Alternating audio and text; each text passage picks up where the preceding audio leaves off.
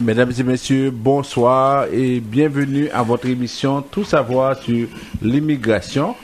Mon nom c'est François Jean-Denis, consultant canadien accrédité en immigration. À la mise en onde, Junior Limage. Au micro 2, Michel Jean. Bonsoir. Bonsoir, maître François Jean-Denis. Bonsoir, Juni. Bonsoir à vous tous et à vous toutes. Alors, comme vous l'entendez, nous sommes là pour vous présenter votre émission Tout savoir sur l'immigration.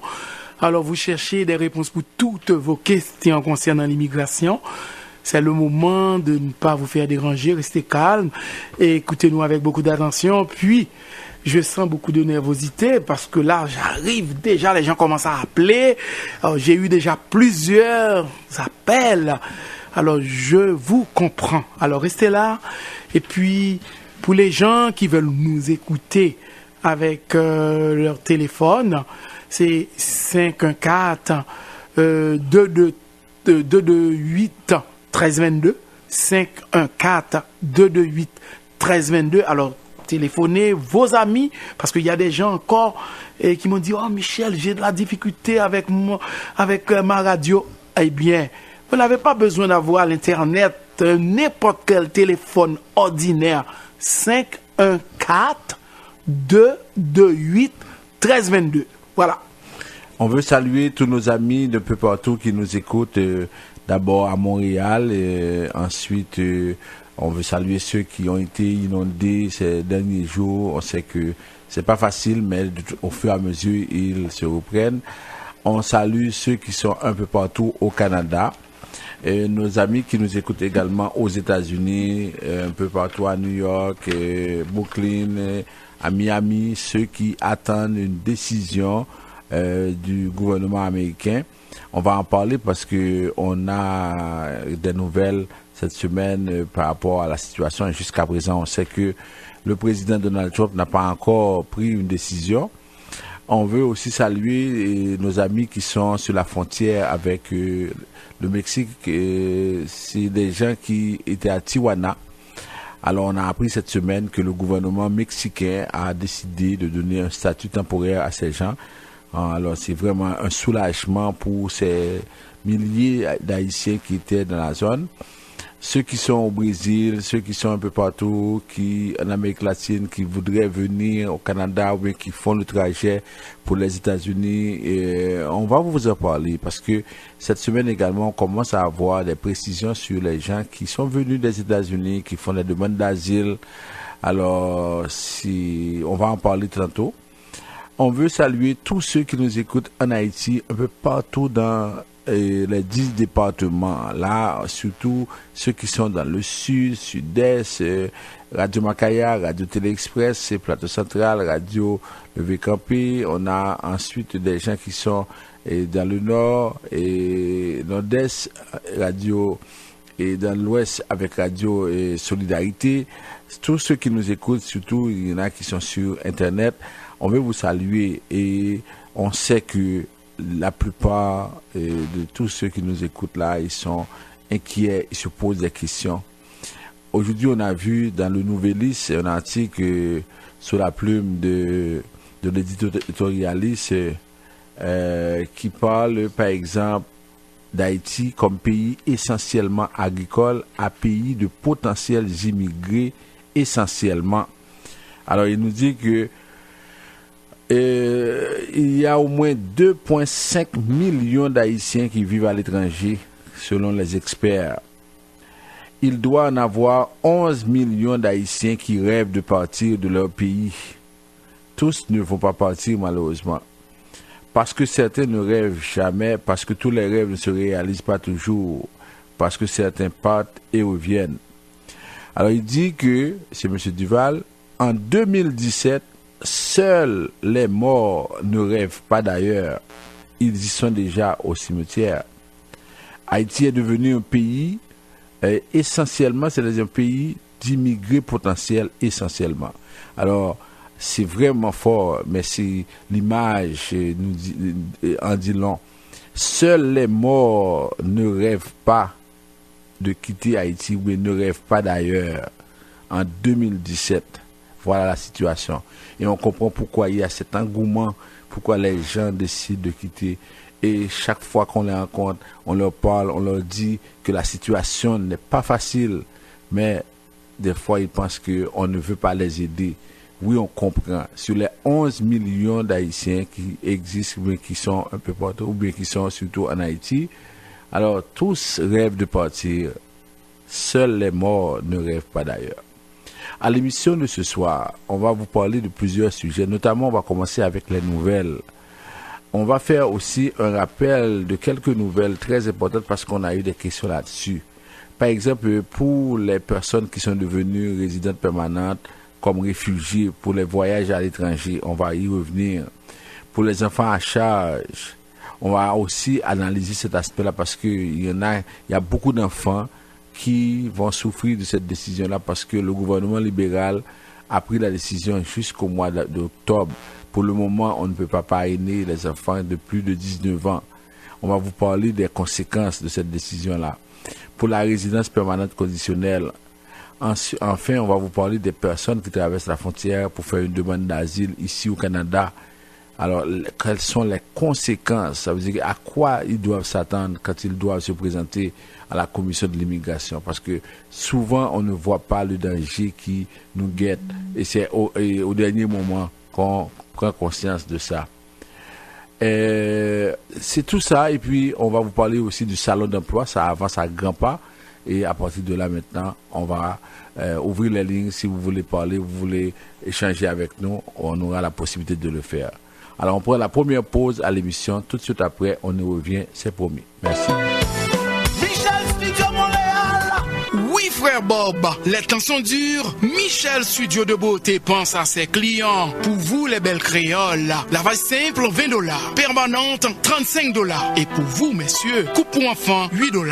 Adultes, $10. Lundi et mardi. Allez vite, car c'est pour un temps limité. 91 37 P9 au coin de la 46e. Téléphone 514-321-9415. Camarade, sac passé, comment y est? Enfin, oui, et vous-même. Mon cher, on se maintient. Je suis venu faire des recharges de minutes pour ici et pour Haïti. Tu connais déjà les numéros. C'est via Avem. Seulement à Unitransfert, oui. Comment ça? Pourquoi Unitransfert? Oh, t'es pas au courant, mon cher. Ce ne sont pas toutes les compagnies qui livrent en Haïti le montant de minutes mentionné sur leur reçu. Elles promettent un montant alors qu'en réalité, elles livrent un autre bien inférieur sur le cellulaire du client. Ah ah, je comprends maintenant pourquoi depuis quelque temps, tous les clients qui viennent au magasin répètent sans arrêt, c'est bon Unitransfert. Bon Unitransfert. Avec Unitransfert, pas menti. Le montant inscrit sur votre facture ici est livré sans aucune retenue en Haïti. Donc, pour vos recharges de minutes ici et en Haïti, dites toujours bon Unitransfert. De plus, Unitransfert reste le meilleur choix pour les transferts d'argent et de nourriture en Haïti. 514 852 86 48. Vous êtes passionné par le travail. Eh bien, ne ratez surtout pas la 3e édition du Salon d'emploi, de la diversité et de l'intégration, le 27 mai 2017 de 9h à 17h, Collège Rosemont, 6400 16e Avenue Montréal. Au programme, recrutement, orientation de carrière, programme de formation, démarrage d'entreprise. 3e édition du Salon d'emploi, de la diversité et de l'intégration, le 27 mai de 9h à 17h, Collège Rosemont, 6400 16e Avenue Montréal. Contact humain, contact direct, rencontre avec les recruteurs sur place, des emplois offerts dans presque tous les secteurs. Suivez le mouvement, entrez dans la synergie avec Educomax. Admission gratuite. www.educomax.com.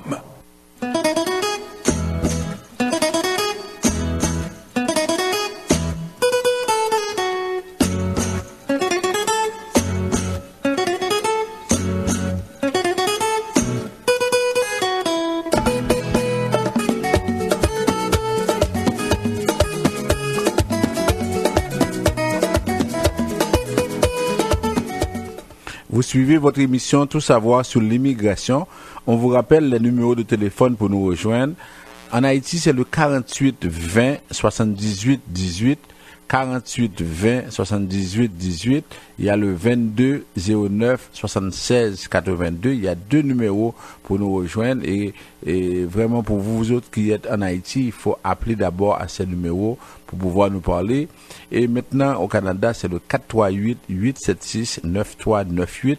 Vous pouvez également visiter notre site internet www.visionmaxservice.com. Vous pouvez aussi aller sur notre page Facebook de Vision Max Service. En même temps, il y a l'émission. Si vous ne pouvez pas écouter l'émission, chaque lundi, on met aussi l'émission en ligne. Vous êtes capable de pouvoir partager ces informations-là avec les gens, vos amis, vos proches, parce que c'est important. Et puis, on peut envoyer des messages textos, bien sur WhatsApp, mais c'est vraiment des messages. Par la suite, on pourra vous orienter, mais on ne fait pas de discussion sur WhatsApp, par message texte. Ça veut dire que notre objectif, c'est de vous aider. On fait de notre mieux pour vous donner le plus d'informations, mais dans les limites, dans les normes. On commence avec la première nouvelle. Le Conseil canadien pour les réfugiés a exprimé dernièrement sa profonde déception devant la décision du gouvernement d'exclure toutes les familles qui ont une demande en cours de l'avantage de la prochaine modification de la règle concernant l'âge d'un enfant à charge. On sait que le 3 mai, le gouvernement canadien a dit qu'à partir du 24 octobre 2017, on peut parrainer des enfants qui sont âgés de plus de 19 ans, des enfants jusqu'à 22 ans. Alors, le Conseil canadien pour les réfugiés trouve que c'est dévastateur pour de nombreuses familles qui sont soutenues par les membres du Conseil. Les gens ont attendu avec impatience la mise en œuvre de l'engagement électoral du gouvernement de fixer de nouveau l'âge maximal des enfants à charge à moins de 22 ans. Et le Conseil a demandé au gouvernement d'inclure des mesures rétroactives afin de réunir les familles séparées depuis l'introduction en 2014 de l'âge inférieur. Loin de faire, le gouvernement a exclu des milliers d'autres familles du nouvel âge maximal promis. La version prépubliée de la modification réglementaire avait annoncé que la mise en œuvre de la modification serait à l'automne 2017. Selon la version proposée, les demandes d'immigration en cours au moment de la mise en œuvre bénéficieraient de l'augmentation du nouvel âge maximal. Toutefois, dans la version finale, la modification réglementaire publiée le 3 mai prévoit une disposition transitoire qui exclut toutes les demandes en cours à la date de la mise en œuvre le 24 octobre 2017. Alors, ce que, par exemple, le Conseil canadien dit, depuis 2014, il y a des enfants qui ont été pénalisés parce que l'âge a été réduit à 19 ans. Alors, dans toutes les présentations qui ont été faites, ou bien dans toutes les soumissions qui ont été faites au gouvernement pour augmenter l'âge, on avait demandé au gouvernement de prendre une mesure rétroactive. Ça veut dire les enfants qui ont eu 20 ans, 21 ans, 22 ans depuis 2014 qui n'ont pas pu être parrainés, on avait demandé au gouvernement de tenir compte de ces enfants-là et de pouvoir leur permettre, par exemple, de venir au Canada. Le gouvernement avait promis de le faire, d'après le Conseil canadien pour les réfugiés, mais dans la décision, dans la version finale de la modification réglementaire, le gouvernement dit on ne va pas agir de façon rétroactive. Ça veut dire que tous les enfants qui ont eu entre-temps 22 ans, 23 ans, 24 ans, tous ces enfants-là, définitivement, ne pourront plus venir au Canada. Alors, ça veut dire que le Conseil canadien trouve que c'est scandaleux, c'est dévastateur pour les familles quand on prend de telles décisions. Alors, dans la situation, ce qui arrive maintenant, on dit que, parce que pour le moment, si votre enfant va avoir, par exemple, 21 ans, ou bien va avoir 23 ans avant le 24 octobre, par exemple, ou bien va avoir 22 ans avant le 24 octobre, vous ne pouvez pas parrainer. Pour les parents qui ont des enfants de plus de 19 ans, des enfants de 20 ans, de 21 ans, pour le moment, vous ne pouvez pas parrainer. Et si vous avez une demande de parrainage pour des enfants de plus de 19 ans, ou bien vous annulez cette demande-là, parce que on va refuser cette demande, parce que jusqu'au 23 octobre à minuit, ces enfants-là ne sont pas éligibles. Alors c'est vraiment une situation difficile et c'est pourquoi le Conseil canadien trouve que le gouvernement devrait faire quelque chose. On ne peut pas agir ainsi. On prend le cas également des personnes qui ont fait des demandes d'asile avant 2012. On sait qu'il y a un important arriéré de demandeurs d'asile. Des personnes qui depuis 2012 ont fait des demandes d'asile, mais jusqu'à présent ne peuvent pas, par exemple, avoir leur audience. Imaginez que ces enfants-là avaient, et pas des enfants, ces personnes-là avaient des enfants à l'époque Et ces enfants maintenant ne peuvent pas être parrainés parce que ils ont eu par exemple 24 ans, 23 ans, 25 ans, etc. Alors que si l'audience a eu lieu bien avant, ces enfants-là auraient la possibilité de pouvoir rester au Canada ou bien de pouvoir être parrainés. L'autre nouvelle, on parle maintenant de la situation des réfugiés. Le gouvernement canadien est déterminé à protéger les droits des personnes LGBT et est fier d'offrir depuis longtemps une protection aux groupes les plus vulnérables au monde, y compris les membres de la communauté LGBT+A2. Le ministre de l'Immigration, M. Ahmed Hussein, a annoncé le renouvellement d'une entente de partage des coûts de l'ordre de $50,000 avec la Rainbow Refugee Society, entente qui est entrée en vigueur le 1er avril 2017. C'est un organisme communautaire qui est établi à Vancouver qui encourage les regroupements LGBT canadiens à parrainer les réfugiés qui sont persécutés en raison de leur orientation sexuelle, identité de genre, expression sexuelle ou statut sérologique au VIH. OK? Alors, ça veut dire que si c'est un groupe qui appuie ou qui demande aux Canadiens de parrainer des réfugiés homosexuels, des réfugiés qui sont ailleurs, qui sont à l'étranger, et à ce moment-là, on leur dit il faut leur donner la possibilité de pouvoir venir au Canada. C'est le parrainage privé de réfugiés. En même temps, on parle aussi des réfugiés syriens. On dit l'impact sur la minorité francophone au Canada est ignoré. Le gouvernement fédéral, en faisant venir les réfugiés syriens, n'a pas tenu compte de l'impact de la réinstallation des réfugiés syriens sur les communautés francophones en situation minoritaire, reproche le commissariat aux langues officielles. La commissaire par intérim Ghislaine Sakele conclut que le ministère de l'Immigration, des Réfugiés et de la Citoyenneté a contrevenu à certaines de ses obligations en matière de bilinguisme en réinstallant au pays ces milliers de migrants qui ont fui la guerre civile. Car tout au long du processus, le ministère n'a jamais cherché à connaître les besoins des communautés francophones en situation minoritaire, tranche la commissaire dans un rapport d'enquête préliminaire de 12 pages obtenu par la presse canadienne. Or, en vertu de la loi sur les langues officielles qui a un statut quasi-constitutionnel, le fédéral a l'obligation de prendre des mesures positives de façon proactive afin d'appuyer ces communautés et d'agir de façon à ne pas nuire à leur développement et à leur épanouissement. Encore, on nous parle aussi de ce Sri Lankais. Vous vous rappelez, depuis 2-3 semaines, on vous en a parlé. C'est celui-là qui a assassiné sa femme, qui a été en prison pendant près de 53 mois et suivant l'arrêt Jordan, on l'avait libéré. C'est M. Sivalo Ganathan. Et lui maintenant, il avait demandé, il avait contesté, parce que lorsque la commission de l'immigration avait ordonné son arrestation, il a été à l'audience à 2 ou 3 reprises et finalement il voit que la commission n'a pas l'intention de le libérer. Maintenant, il a fait une demande, il dit « Je ne veux plus de la protection du Canada, je veux retourner dans mon pays d'origine ». Alors il dit « Je ne veux pas être détenu, je n'ai pas espoir que la CISR va me libérer ». Alors il dit « Je ne veux plus de la protection du Canada, je souhaite retourner dans mon pays. Je ne comprends pas pourquoi je suis en prison, je veux retourner dans mon pays.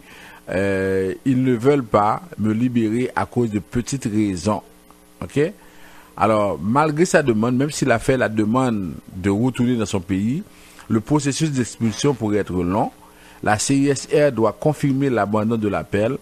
Comme il est encore considéré comme une personne protégée au Canada, il ne peut pas être simplement expulsé. Ensuite, il faut lui trouver des papiers de voyage valides. Il sera de retour devant la commission le 9 juin. On rappelle que la direction des poursuites criminelles et pénales a porté en appel la décision du juge d'ordonner un arrêt des procédures dans le dossier du meurtre de son épouse Anuja Bhaskaran. Okay? Bon, ça c'est l'ensemble des nouvelles qu'on a pour vous.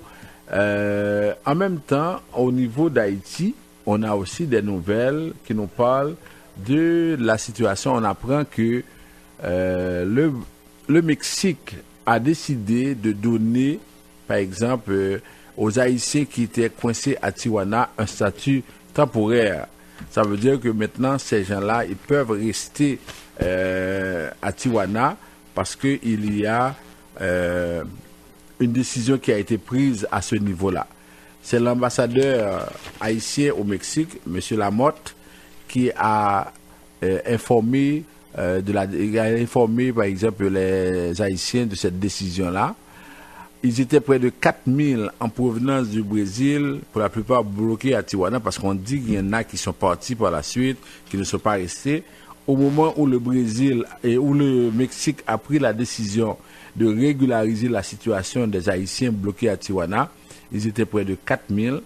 Alors, les Haïtiens ont jusqu'au 1er septembre pour remplir les formalités. Cette mesure concerne uniquement les Haïtiens qui sont déjà au Mexique et non ceux qui auraient l'intention de venir à l'avenir. Alors, ça veut dire c'est ça. Pour ceux qui vont maintenant au Mexique, ça va être trop tard.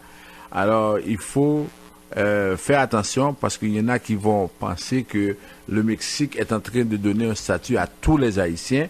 Alors, on parle de ces Haïtiens qui sont bloqués à la frontière. Alors, l'opération de régularisation, selon l'ambassadeur Lamotte, a déjà débuté à Tijuana. On sensibilise les Haïtiens pour leur faire comprendre d'abord que le rêve américain s'éloigne et que le Mexique a décidé de leur donner certaines facilités pour qu'ils puissent vivre au Mexique, explique le diplomate haïtien. Des 4000 Haïtiens, il y en a qui ont commencé à se régulariser. Ils ont jusqu'au 1er septembre, comme on a dit. Alors voilà la situation pour ces Haïtiens-là. Une fois que le Mexique leur a offert cette possibilité-là, c'est clair que au niveau du Canada, on va oublier les démarches que le groupe de Toronto faisait parce que au moins il y a quelque chose qui est offert à ces gens qui sont maintenant au Mexique.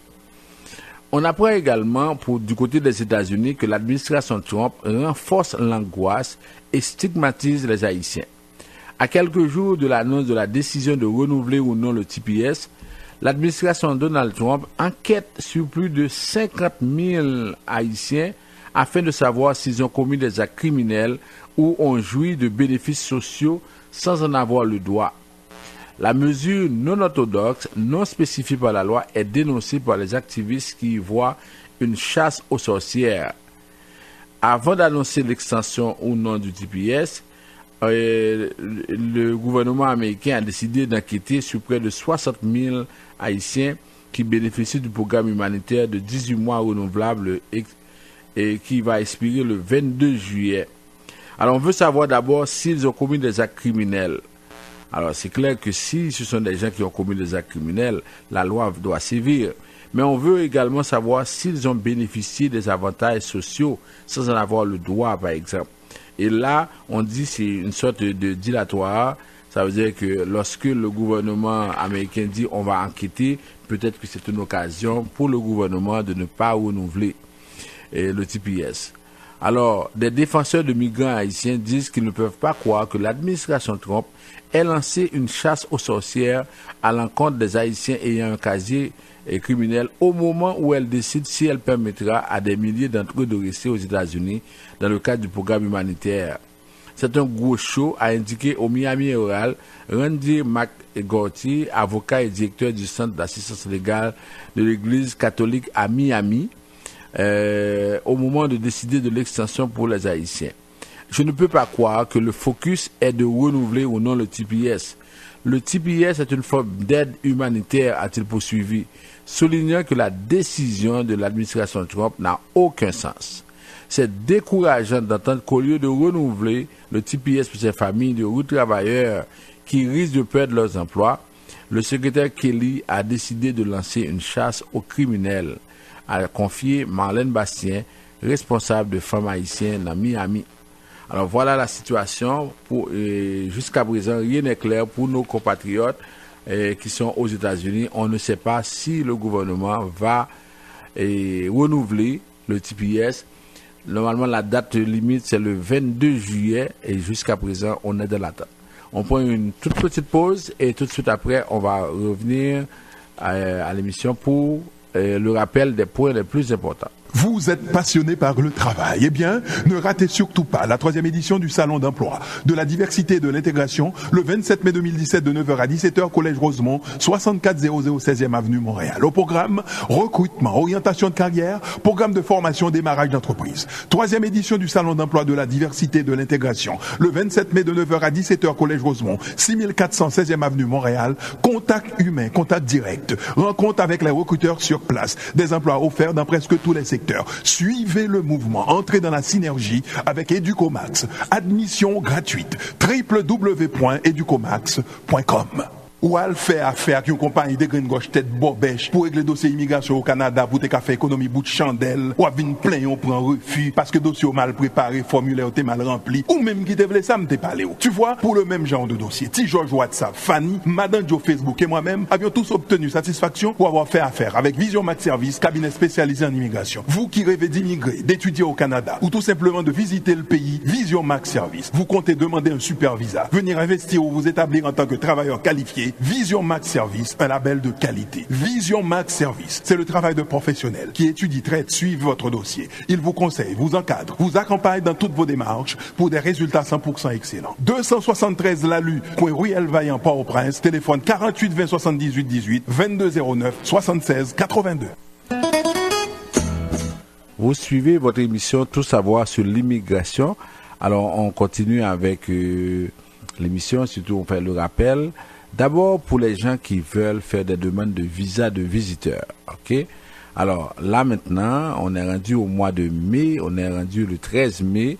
Je vous avais dit la semaine dernière qu'il faut aller un peu vite si vous voulez participer à tout ce qui est annoncé au Canada. On a le 150e anniversaire du Canada, on a le 375e de la ville de Montréal. Il y a beaucoup d'activités. Montréal, c'est la capitale des festivals, comme on le sait. Il y a beaucoup d'activités. Vous voulez inviter vos parents, vos proches. Alors, à ce moment-là, il faut vraiment passer nous voir pour décider, pour essayer de trouver le visa. Cependant, on vous le dit, chaque fois que vous passez nous voir, on analyse avec vous la situation pour déterminer si oui ou non vous allez avoir le visa, ou si c'est possible, si vous remplissez les critères. Parce que c'est pas parce que on a des programmes au Canada, on a toujours des programmes au Canada, que tout le monde va avoir le visa. Alors, organisez-vous, parce que souvent, ce qui arrive, c'est que on voit des gens qui se sont vus refuser l'entrée, par exemple, au Canada, et qui n'ont pas eu le visa parce que ils ont eu des refus avant, par exemple. Ils font une nouvelle demande, on leur dit, avez-vous été déjà refusé pour un visa au Canada? Ils disent non. Alors qu'ils viennent juste d'avoir un refus, des choses aussi simples, aussi banales, mais parce que ce sont des connaisseurs, parce que ce sont des gens qui se font conseiller. Tout le monde devient connaisseur en immigration par les temps qui courent, et c'est pourquoi maintenant on voit les résultats aussi, je dirais aussi pitoyables. Ça veut dire que des erreurs que les gens font, on se demande si la personne a réfléchi au moment d'envoyer la demande. Alors, ce sont des choses vraiment bizarres. Après plus de 6 ans qu'on a cette émission ici à cette radio-là, on pourrait au moins penser que les gens prennent conscience, ils savent qu'on ne peut pas faire les demandes de n'importe quelle façon. Alors pour vous qui êtes à l'étranger, qui nous écoutez, pour vous qui êtes ici au Canada, vous voulez faire une demande de visa de visiteur, première chose avec Vision Max Service, on analyse avec vous la possibilité de faire la demande. C'est pas tout le monde qui peut faire des demandes de visa. Ok. Deuxième chose, on vous dit aussi, c'est pas parce que vous êtes dans une situation économiquement bien au Canada que vos parents nécessairement vont venir. On va analyser avec vous parce que ce qui importe, c'est de montrer comment vos parents, ils ont des preuves d'attachement. Alors, on va analyser tout ça avec vous et on aura le courage de vous dire oui, vous pouvez procéder, non, vous ne devez pas procéder, et c'est à vous de décider finalement si oui ou non vous allez faire votre demande, mais au moins on vous aura donné l'heure juste. Ensuite, si maintenant vous comptez voyager également, pensez à votre carte de résidence permanente, parce que si vous allez à l'étranger, votre carte expire, c'est sûr que vous allez avoir des problèmes pour retourner. Maintenant, pour les gens qui veulent venir pour étudier, ou bien pour les parents ici qui voudraient faire venir leurs enfants. Je sais que aujourd'hui, il y a beaucoup de parents qui aimeraient faire venir leurs enfants qui malheureusement n'ont pas pu être parrainés parce qu'il y a eu la loi en 2014 qui a empêché à ces enfants-là de pouvoir être parrainés. Je sais qu'il y a beaucoup de parents ou bien de proches, de personnes qui voudraient aider quelqu'un à l'étranger. Ils voudraient faire quelque chose. Mais comprenez bien, on est dans une situation, c'est comme c'est la loi de l'offre de la demande, comme on dit souvent, c'est que il y a beaucoup de demandes. Okay? Il y a beaucoup de demandes, par exemple, dans un pays comme Haïti, ou bien dans tous les autres pays qui sont économiquement faibles. Mais pendant ce temps, les quotas pour ces pays n'ont pas changé. Alors, ça veut dire que là, vous comprenez que c'est vraiment un travail de sélection. C'est les plus justes qui vont être sauvés. Alors, il faut prendre le temps nécessaire de préparer convenablement le dossier parce que tout le monde ne pourra pas avoir le permis d'études.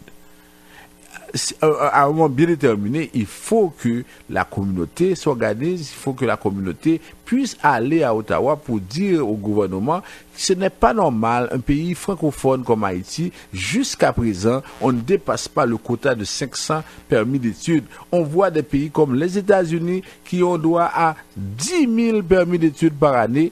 Il y a d'autres, même des pays en Afrique, le Sénégal près de 2500.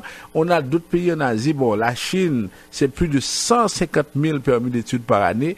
Et on est tout près, là, au Canada, tout près, et on a seulement 500 permis d'études par année. Alors, il faut aussi travailler en amont pour résoudre ce problème. Mais en attendant qu'on soit en mesure de pouvoir faire pression sur le gouvernement, on doit gérer ou bien on doit faire des demandes qui ont la possibilité de réussir parce que c'est pas tout le monde qui peut avoir le permis d'études. C'est ça la situation. Souvent, vous n'aimez pas qu'on vous le dise, mais c'est la vérité. C'est pas tout le monde qui va avoir le visa de visiteur. Et c'est pour la raison qu'on vous dit, chaque fois que vous faites des demandes de visa qui ne sont pas justifiées, vous perdez de l'argent parce que vous êtes obligé de payer $330 pour un permis d'études quand il n'y a aucune raison, quand il n'y a aucune possibilité pour vous de l'avoir. Alors si on vous le dit chaque samedi, mais des fois on a l'impression ça passe d'une oreille gauche à l'oreille droite et puis vous n'écoutez pas ou bien vous ne prenez pas les choses à la légère. On veut vraiment faire quelque chose en amont et en aval. En attendant, on est en aval parce qu'on n'a pas la possibilité d'influencer les décisions à Ottawa, mais pour le moment on vous dit, on va à ce moment-là voir de façon à ce que ces gens-là puissent venir, mais il faut que les conditions soient remplies. En même temps, pour ceux qui viennent là, pour ceux qui viennent ici au Canada avec un permis d'études, on vous exhorte, on vous demande d'étudier. Parce que chaque fois que vous venez avec un permis d'études, vous n'étudiez pas, vous êtes en train de bloquer des dizaines d'autres jeunes qui auraient la volonté d'étudier.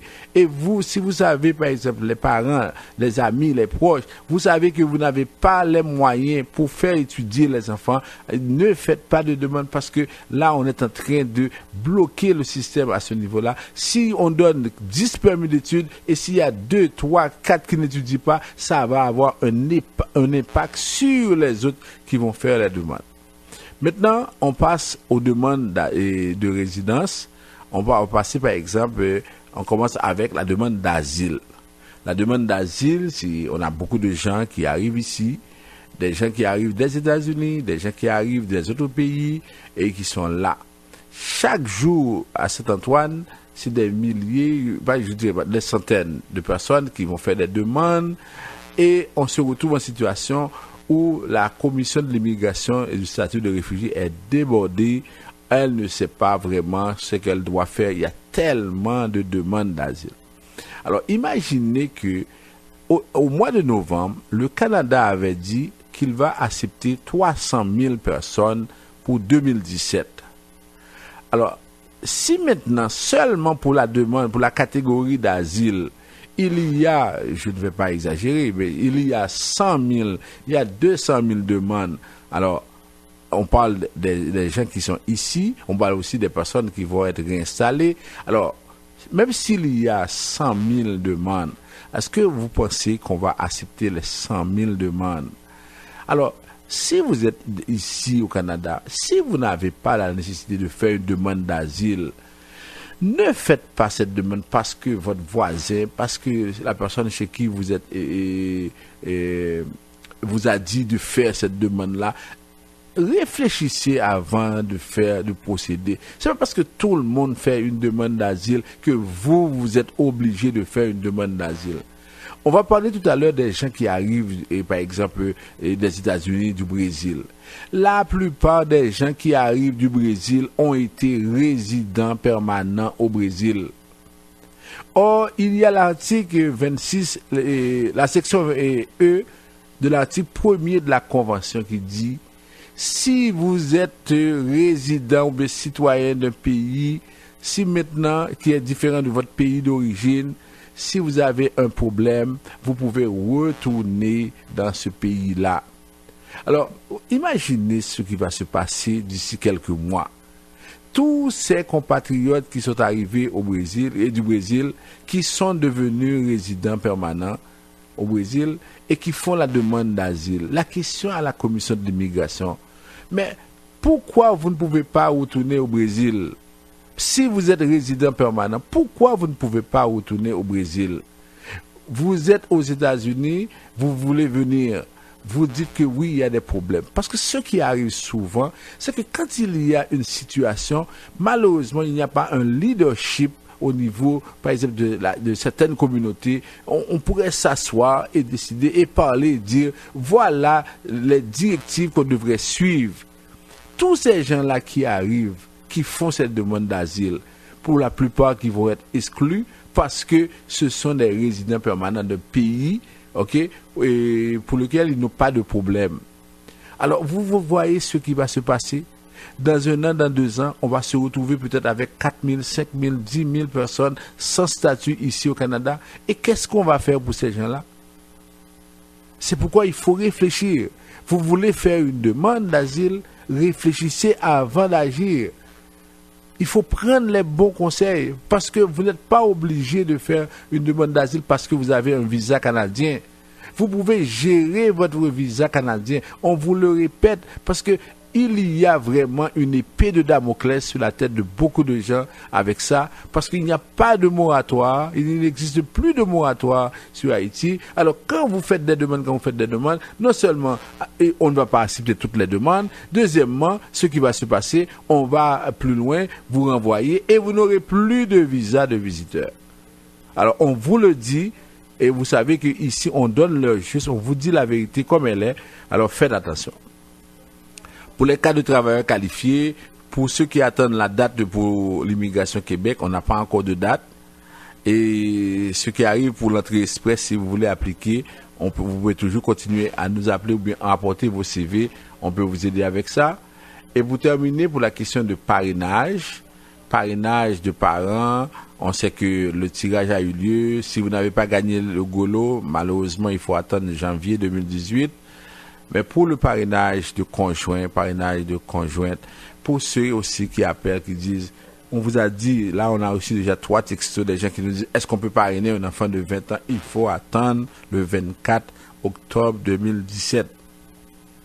Pour le parrainage de conjoint, vous voulez parrainer votre conjoint, vous savez que c'est une bonne relation.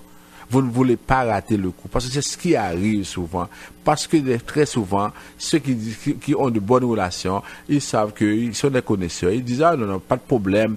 Comment je peux avoir un enfant avec une femme et voir ma demande refusée? Non, c'était possible.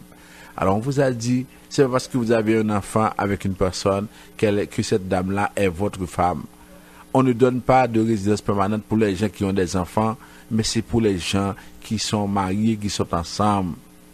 C'est pas parce que vous envoyez de l'argent régulièrement, des transferts d'argent à une personne, que cette personne-là est votre femme. Vous envoyez de l'argent également à votre frère n'est pas votre femme. Vous envoyez de l'argent à votre père n'est pas votre femme. Il faut voir les choses différemment. Aussi longtemps que vous continuez à dire, à répéter ces clichés, ces lieux communs, à dire n'importe quoi, vous êtes dans l'erreur.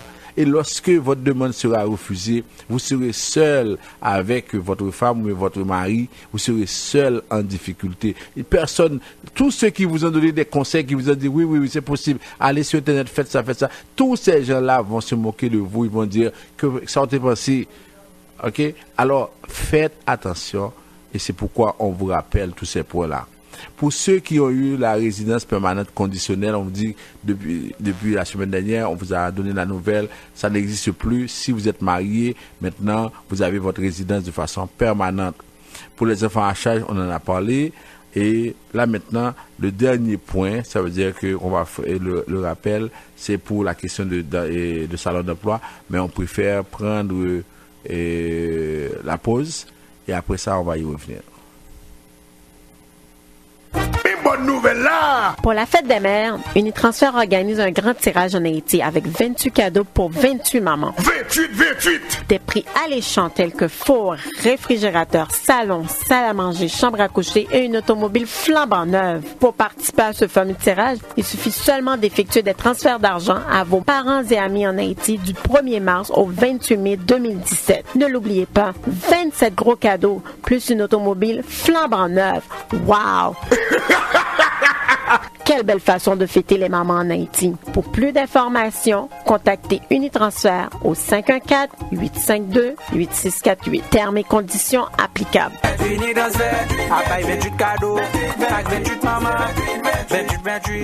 Vous êtes passionné par le travail. Eh bien, ne ratez surtout pas la 3e édition du Salon d'emploi, de la diversité et de l'intégration, le 27 mai 2017 de 9h à 17h, Collège Rosemont, 6400 16e Avenue, Montréal. Au programme, recrutement, orientation de carrière, programme de formation, démarrage d'entreprise. 3e édition du Salon d'emploi, de la diversité et de l'intégration, le 27 mai de 9h à 17h, Collège Rosemont, 6400 16e Avenue, Montréal. Contact humain, contact direct, rencontre avec les recruteurs sur place, des emplois offerts dans presque tous les secteurs. Suivez le mouvement, entrez dans la synergie avec Educomax. Admission gratuite. www.educomax.com. Ou à le faire affaire qui une compagnie de green gauche tête bobèche pour régler dossier immigration au Canada pour te faire économie bout de chandelle ou à venir plein on prend refus parce que dossier mal préparé, formulaire t'es mal rempli ou même qui te voulait ça me t'es parlé. Tu vois, pour le même genre de dossier, T. George WhatsApp, Fanny, Madame Joe Facebook et moi-même avions tous obtenu satisfaction pour avoir fait affaire avec Vision Max Service, cabinet spécialisé en immigration. Vous qui rêvez d'immigrer, d'étudier au Canada ou tout simplement de visiter le pays, Vision Max Service. Vous comptez demander un super visa, venir investir ou vous établir en tant que travailleur qualifié. Vision Max Service, un label de qualité. Vision Max Service, c'est le travail de professionnels qui étudie, traite, suivent votre dossier. Ils vous conseillent, vous encadrent, vous accompagnent dans toutes vos démarches pour des résultats 100% excellents. 273 Lalu, coin Ruelle Vaillant, Port-au-Prince, téléphone 48 20 78 18, 22 09 76 82. Les années ont confirmé que Michel Studio est le géant de la coiffure à Montréal. Quel que soit le service, coupe permanente, greffe, curl, tresse africaine, produits de beauté, transfert d'argent 7 jours sur 7. Michel Studio, par le respect absolu de ses clients, un accueil chaleureux, un prix jamais égalé pour hommes et femmes. Restez en contact avec vos proches en Haïti ou ailleurs dans le monde. Mettez des minutes sur votre téléphone avec Michel Studio. Michel Studio, 91 37 P9, coin 46e, 514 321 9415, 321 94 15. Vous suivez votre émission Tout savoir sur l'immigration. On vous rappelle les numéros de téléphone à partir desquels vous pouvez nous rejoindre. Le 438-876-9398. En Haïti, c'est le 48-20-78-18. Le 22-09-76-82. On fait le rappel de 2 ou 3 points. Pour la citoyenneté, il y en a qui n'arrêtent pas d'appeler pour savoir si oui ou non la loi a été votée. Non, elle n'a pas encore été votée. Actuellement, je pense que c'est en 2e lecture au Sénat. De toute façon, ça va se faire très bientôt. Jusqu'à présent, c'est pas encore voté. Et lorsqu'elle aura reçu la sanction royale, on va vous le dire. Vous savez que dès qu'il y a une information sur l'immigration, nous sommes les premiers à vous donner cette information-là parce que nous suivons de très près ce qui se passe pour vous. En même temps, je reprends l'information sur les demandeurs d'asile parce que j'ai eu un texto, quelqu'un qui m'a dit de reprendre un peu ce que je voulais dire. oui, on sait que depuis le mois de janvier-février, il y a à peu près 1000 personnes qui rentrent sur la frontière. Ce sont des gens de toutes les nationalités, c'est pas seulement des Haïtiens. Mais on sait que dans notre communauté, il y a beaucoup de personnes qui sont venues. Ce sont des gens qui ont un statut illégal, qui n'ont pas de statut aux États-Unis. Ce sont des gens qui ont peur d'être refoulés parce que Donald Trump, par exemple, lui, il mène une politique anti-immigrant. Alors, ceux qui arrivent maintenant, ces gens-là ont été pour la plupart pendant 2 ans, pendant 3 ans, pendant 5 ans aux États-Unis. Là, ça va poser le séjour prolongé aux États-Unis peut avoir une incidence négative. Il y en a qui n'ont pas fait de demande d'asile aux États-Unis. Ça va avoir également le long délai avant de faire la demande, ça va avoir une incidence. Ou bien il y en a qui ont fait des demandes, qui ont abandonné leur demande d'asile. Ça va aussi avoir une incidence. Il y en a qui ont vu leur demande rejetée. Il y en a qui ont vu leur demande acceptée aux États-Unis. Et si vous avez eu 5 ans, 6 ans, 7 ans aux États-Unis, et maintenant vous faites une demande au Canada, ça doit se faire. Alors moi je dis, il y a 2 catégories de personnes. Il y en a qui cherchent des solutions, il y en a qui cherchent des problèmes. Alors, si vous cherchez des problèmes, c'est pas grave. Quelle que soit la façon dont vous faites votre demande, c'est correct. Parce que vous cherchez des problèmes, vous en aurez. Mais si vous cherchez des solutions, vous êtes aux États-Unis, vous êtes en situation difficile. Il y a une petite lumière qui apparaît de loin, c'est le Canada. Vous avez une possibilité de faire une demande. Alors, vous continuez à faire la demande de n'importe quelle façon. Vous allez grossir les rangs par exemple, au YMCA. Vous allez, par exemple, dans toutes les centres. Vous allez là. Et après 2 mois, 3 mois, on vous voit partout avec votre dossier sous la main. Oui, j'ai eu mon dossier, ça a été refusé, etc. Alors que il n'y a plus de moratoire sur Haïti. Vous savez que si c'est refusé, les chances pour vous de rester ici commencent à diminuer. Maintenant, vous allez dans toutes les directions, vous voulez trouver quelqu'un pour vous marier. Chat connaît, rat connaît, comme on dit, Barik Marie arrêté là. Ça veut dire immigration, c'est que le trajet, le parcours idéal, le parcours normal de toute personne qui est refusée, c'est de faire une demande de parrainage. Il y a veillé nous. Alors c'est pourquoi je vous dis, si vraiment vous êtes conscient de la situation dans laquelle vous êtes, vous devriez prendre les bons conseils. Quand vous êtes aux États-Unis, avant même de venir, on voit des gens qui sont allés sur la frontière alors qu'ils n'ont pas de parents. On voit toutes sortes de problèmes de cas. Alors, si vraiment vous voulez faire quelque chose, il faudrait à ce moment-là réfléchir, prendre les bons conseils. Dernier point avant de passer à Michel, c'est le salon d'emploi qui aura lieu le 27 mai. La semaine dernière, on vous a parlé et vous avez été très contents parce qu'on vous a parlé directement.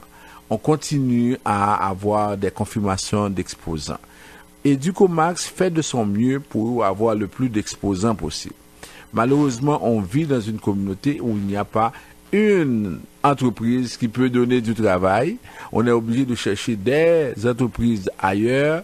Et en cherchant des entreprises ailleurs, vous savez que ce n'est pas facile.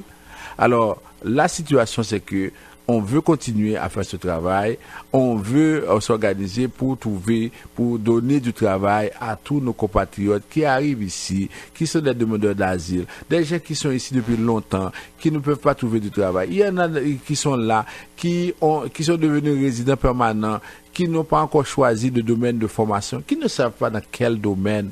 Tout le monde leur dit, allez en santé, mais ils ne veulent pas, mais ils n'ont pas les bonnes informations pour savoir dans quel domaine ils devraient aller.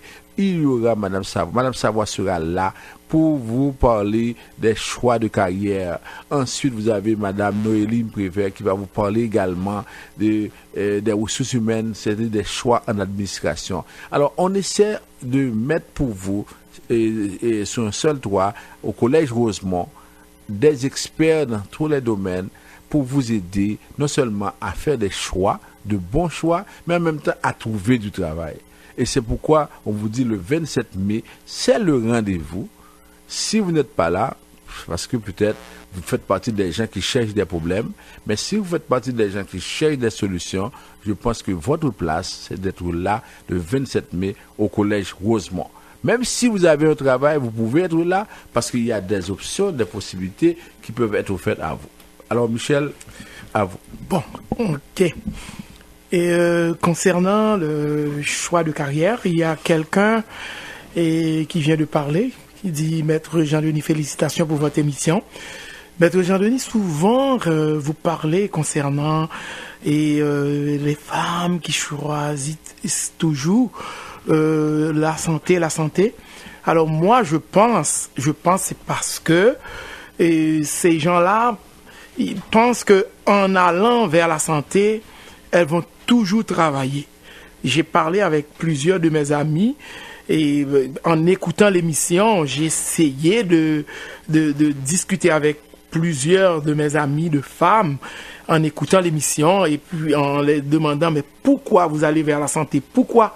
Alors ces femmes m'ont répondu c'est parce que au moins nous sommes certaines de travailler après à la fin de nos études. Voilà pourquoi que la majorité des femmes vont en santé. Alors ça c'est le commentaire de notre.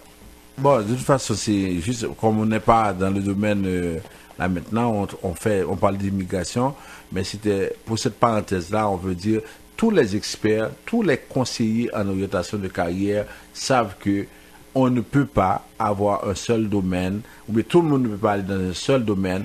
On a par exemple le corps humain est fait de plusieurs organes et chaque organe a son importance. Alors dans une société, on a beaucoup de fonctions à remplir et à ce moment-là, c'est sûr que ça prend beaucoup de personnes. On ne peut pas me dire que si on n'est pas dans ce domaine-là, on ne va pas manger, on ne va pas avoir et on ne pourra pas payer ses factures parce qu'il y a des comptables, il y a des secrétaires, il y a des administrateurs, il y a des plombiers, ça veut dire qu'on a un peu de tout. Alors ça, on ferme la parenthèse. Est-ce qu'il y a des questions sur l'immigration? Oui, justement. Alors, Maître Jean-Denis, félicitations pour votre émission. Et nous sommes en train d'écouter l'émission et dans un petit coin, dans le nord, un petit coin qui s'appelle KS. Alors, nous sommes plusieurs en train d'écouter l'émission. On l'entend très, très bien. Alors, Maître Jean-Denis, si vous voulez m'aider, présentement, il y a mon père qui écoute l'émission avec nous. Alors, mon père a les moyens, il aimerait ça me faire rentrer au Canada comme étudiant. Mais là, je vais vous poser quelques questions. Il est en train d'écouter. Maître Jean-Denis, étant donné, je constate votre connaissance concernant... Avez-vous une idée, et si mon père veut payer pour moi des études, et pour un métier technique, avez-vous une idée le minimum que ça peut coûter par année? Là, il est en train de vous écouter. Non, c'est pas la procédure. On ne fait pas ça de cette façon-là. Son père écoute. Lundi matin, son père va appeler au 48 20 78 18 ou bien au 22 09 76 82. On va lui donner un rendez-vous téléphonique avec moi. On va discuter avec lui. On va voir. C'est pas, même si je lui disais 4 000, je lui disais 10 000, 20 000, ça n'a aucune importance. Ça veut dire que la procédure avec nous, à Vision Max Service, on discute avec la personne, on discute avec l'étudiant, on discute avec la personne qui va payer pour voir effectivement est-ce que c'est possible, est-ce que ce projet-là est possible maintenant, est-ce qu'il est possible dans 1 an, dans 2 ans. Parce alors, que c'est quand même... pour les questions... La question avait 3 volets. Non, c'est même pas la peine de voir les autres volets. La solution, c'est que il appelle lundi au bureau, on lui donne un rendez-vous avec moi et c'est moi qui vais lui parler. Ok, alors là-bas, il y a quand même vidéoconférence dans le bureau à Port-au-Prince, dont l'adresse est 273 Lalu, au coin de Ruelle Vaillant, 273 Lalu, au coin de Ruelle Vaillant, et le téléphone à Port-au-Prince en Haïti, 48 20 78 18, alors que j'espère que vous l'entendez bien. Alors, il y a des choses qu'on ne veut pas trop discuter dans l'émission. Il faut appeler au bureau et puis vous allez avoir les bonnes réponses. Alors, je pense que c'est tout ce qu'on avait pris comme... Ok, mais j'ai eu une question par texto. La personne me demande de reprendre un peu le parrainage, et pas le parrainage, pour les enfants à charge. Ok, OK? Parce que apparemment il y a une petite confusion. Et moi m'avais dit mon que depuis 3 mai, le gouvernement a décidé pour lui passer l'âge timonio de 19 à 22 ans. 19 à 22 ans, c'est pas Kounia que une décision en vigueur. Il va en vigueur le 24 octobre 2017. C'est 24 en vigueur. Pas en vigueur. C'est 24 octobre. Alors Kounia là, sous un petit monde qui gagne 20 ans, ou pas qu'à faire rien pour lui. Sous un petit monde qui gagne 21 ans, ou pas qu'à faire rien pour lui. Sous un petit monde qui gagne 22 ans, ou pas qu'à faire rien pour lui. Le 24 octobre, tout petit monde qui gagne moins que 22 ans, ou qu'à parrainer yo. Kounia sous te fait déjà on demande parce que vous pas attendez nous bien. Ou t'as le fond demande pour petit monde qui gagne 20 ans, 21 ans demande en cours. Il va que jamais dit rien. Yo si dossier a fin traité et même si dossier a pas fin traité, il y a profusion quand même parce que loi Kounia dit faut petit monde nan gagne moins que 19 ans. Alors, ou gagne deux choix, ou bien quitter ou refuser ou bien relais ou faire annuler demande là. Et le 24 ou a fait demande. On l'autre bagage n'a dit mon qui est important encore. On ti moun à charge lorsque ti moun nan l'école. En pile fois, nous avons des ti moun qui quittent l'école et puis on dit ou à charge, ça pas là-dedans. Ensuite, on ti moun à charge, ça veut dire que c'est l'autre ti moun nan pas ge maril, pas ge ti moun. Nous en pile fois, ti moun nan marié, li gen ti moun et puis nous dit la charge encore. Mais finalement, si la charge nous et ti moun li gen même. Mais je vais juste rajouter quelque chose. Ouais. La personne des fois a un enfant, elle va même sur le BS, elle collecte le BS, puis et ses parents continuent à prendre cette personne-là à charge. Non, là, on parle de Timon à l'étranger. Oui. Ça va pas dans le BS, parce qu'il va convenir. Ok, là, moi je parle d'ici. Oh, non, c'est à l'étranger. Là, à l'étranger, il va sur la AS ou bien. Il va pour le BS, la AS. Ça veut dire que Timon, ça, s'il quitte l'école, il n'est pas là-dedans. Parce que s'il pas à l'école, il n'est pas à charge. S'il est marié, le Timon, il n'est pas à charge tout. Alors, faut faire attention. Ça veut dire que Kounia là, que nous retrouvons nous dans la situation que je prends décision, hein, mais malheureusement, je pas fait ça. Puis gros problème là, c'est un paquet de parents qui te fait demande depuis longtemps. Leur été fait demande là, ti moun nan pas de l'âge pour lui te retirer. Ti moun nan te capable à faire. Kounia là, ti moun qui te fait baray humanitaire, qui n'a problème Kounia, gen moun qui n'a asile, qui n'a problème Kounia. Ça veut dire que toute situation ça yo, c'est la loi.